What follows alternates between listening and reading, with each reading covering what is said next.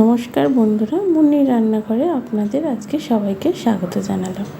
আজকে আমি চিকেন পকোড়া কী করে বানাতে হয় সেই রেসিপিটাই আপনাদের সঙ্গে শেয়ার করব এবং খুবই সহজ পদ্ধতিতে। এর জন্যে আমি প্রথমে খানিকটা বোনলেস চিকেন দেখুন আমি নিয়েছি। এই যে বোনলেস চিকেন, তার মধ্যে দুটো ডিম ফেটিয়ে নিয়েছি, দুটো ডিম দিয়ে নিলাম।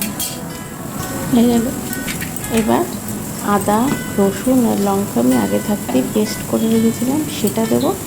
আর এই যে পরিমাণ মতো নুন দেবো, আর খানিকটা কর্নফ্লাওয়ার দেবো, আর খানিকটা একটু বেসন দেবো। এই যে বেসন দিচ্ছি, এই সব কটাকে ভালোভাবে মাখিয়ে আমি আধ ঘন্টা মতো রেখে দেবো। আধ ঘন্টায় চাপা দিয়ে এটাকে রেখে দেবো।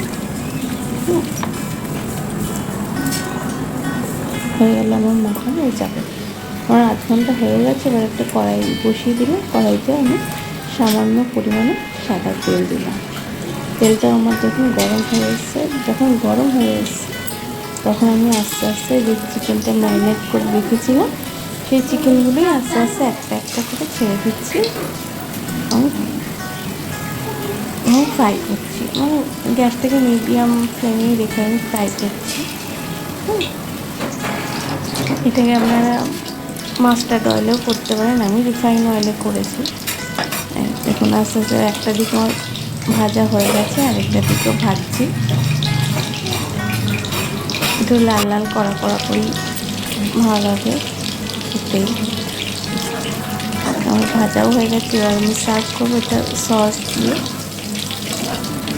সুস্বাদুই খেতে হয় এবং ঘরের বানানো উপকরণ তো কোনো ক্ষতিও করবে না। সকল বন্ধুকে নিয়ে ধন্যবাদ, ভালো থাকবেন।